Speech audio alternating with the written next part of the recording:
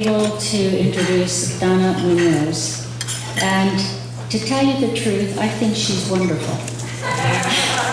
What more needs to be said about this lady? She has been coming to our meetings. She is a delight. I like her message, and she really loves people. We the people, and she is a great believer. So Donna, take it away.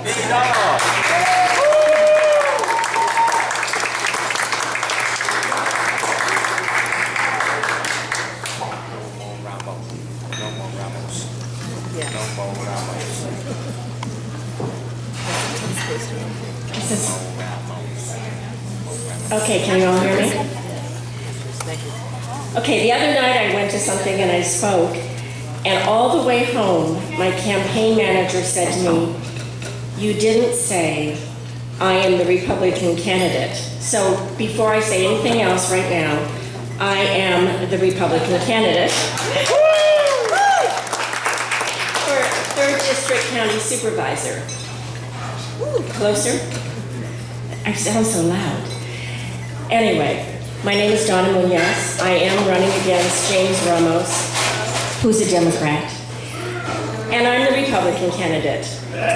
And I've been coming to the Tea Party meetings now for about the last 6 or 7 months. And the very first night I came here, Sam Wong, where are you, Sam?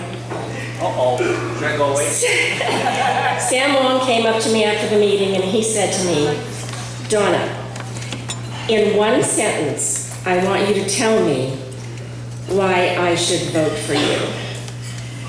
And I said, "Wow, Sam, I never even met you before. One sentence." So this is my sentence that I told Sam, and I'm sticking to it.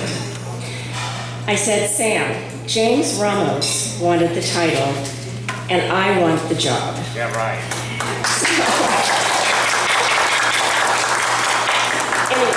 So tonight, I stand here, I get more than one sentence, and I want to convince you all, not only am I qualified to do that job, but I really do want the job, and I do want to serve the people in the 3rd District, and I honestly feel that's what's missing right now. So just a very tiny bit on my background. I was born and raised in Pasadena, California. My dad was the last appointed assessor in the state of California. And I lost him many years ago, but he would have been very proud of me when I made assistant assessor of San Bernardino County. Anyway, when I was growing up, my dad taught me 3 things. And those are 3 things that I've tried to pass on to my children, and now I'm passing them on to my grandchildren. And the reason I mention that is because I think it's really important. And he said, number 1, attitude is everything. And I believe that's true. Attitude is everything. And he said, never take a job that you don't love, because first of all, you won't enjoy it and you won't do a good job. So always do what you love to do. And the last thing he said, and I believe this, and I tell my grandchildren this, you can do anything you want to do. You just have to have the right attitude. Anyway, so I just want to tell you a little bit about myself and tell you why I know I'm qualified to do this job. I've worked for 3 county supervisors. I was the field rep to Marcia Tarosi. I was the field rep to Barbara Reardon. And most recently, I was the field rep to Supervisor James Ramos.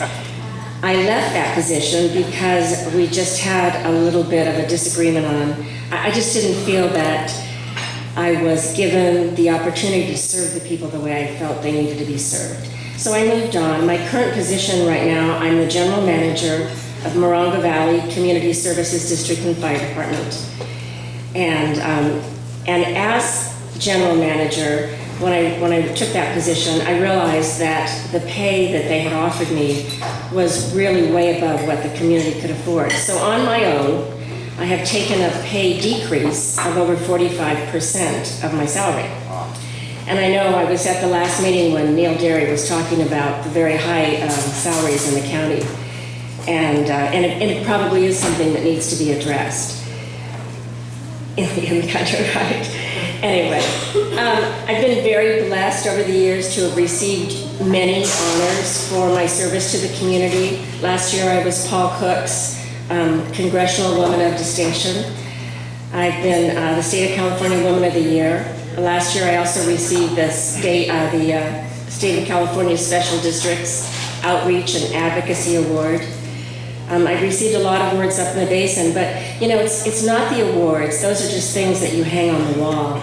It's what's behind the awards that you get, and it's the bringing people together to solve problems that means the most to me. So when I look at something on my wall that says I got the Sincerity in Government Award, what that really means to me is I brought a group of people together and we were able to get a water variance from some people who live way out in the Dale Basin who had to use their potable water, which is very expensive, when they had well water, and they had to use their potable water to flush their toilets and do everything. And I said, well, it doesn't make sense to me, so we brought everybody together, and it was quite an achievement, and we were able to get it so these people could use their well water for everything in their house except drinking and cooking.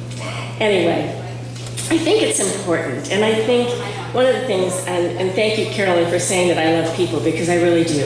The thing that I enjoy most right now about this campaign is getting out there and meeting the people in the 3rd District. I've met some wonderful people, and I know that Mr. Ramos has some very huge signs up, and I know it's going to be a challenge, but I'm up to the challenge.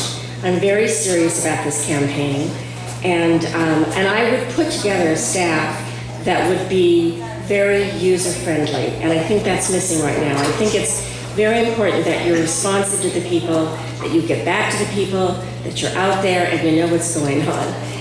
So I just want to tell you that I'm going to keep coming to the Tea Party no matter what happens, because I love this group, and I really enjoyed coming to your meetings. I really do need your support, and if you feel like I'm someone that you could get behind, I have some literature down here on the table. I would love to have the opportunity to come out and talk to smaller groups.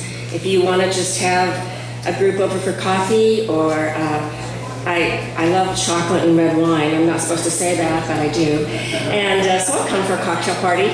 But I really need to get out in the district, and I need to get to know you. I need to get my name out there.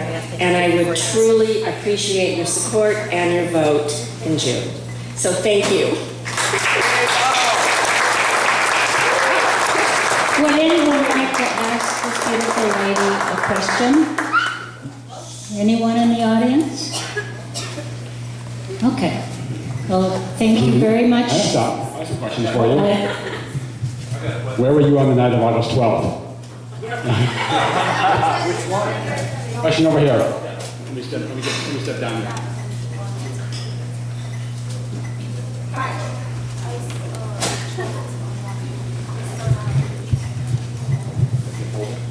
Okay. Never let go of the microphone. Someone warned you about me? So thank you very much for that introduction. I'm curious about your resume. You have served in public office, correct? What about your private sector experience? Can you kind of give us a quick breakdown of What else I've you've done? you know, in the private sector? Today, there are so many career politicians, and no offense. It's unbelievable that we are voting for people who have actually never really done anything in the private sector. And I think that's a problem that, I'm sorry I'm being politically incorrect, but that's a problem. And someone's got to say it, okay? So I'd like to hear No, I'm happy to give that to you. I actually was only talking about my last few years. I don't really consider myself a politician. The only thing I was ever really elected to was the school board, which I truly enjoyed serving on, and I felt like I was serving the youth of our community. I was on the Morongo Unified School District Board for 16 years. So that was maybe political because I had to run for that. Going way back, I worked for Pacific Telephone for 12 years. And let's see, my husband and my son and I owned a Sears store, not a mall store, but a little dealer store for about 3 years. Private sector.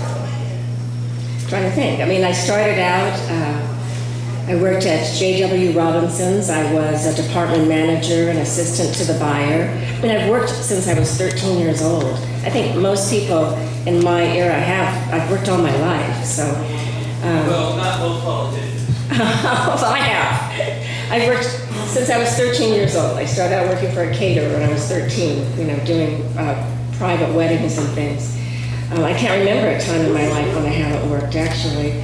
The experience I'm telling you about working with the public has been about the last 20 years of my life. Prior to that, I worked for the telephone company for 12 years, and I worked for a company called Benwall Printing. I was their bookkeeper. Is that enough? Oh, I worked for a veterinarian, which was my favorite job of all times. James Ramos is on the Sandbag, which is a regional government agency, Oh, yeah. and one of their projects is to put When he goes to the meetings. When he goes to the meetings. Well, one of their projects is to put toll lanes on the 10 and 15 freeways. What do you think about that? I think that's a horrible idea. I think it's a horrible idea.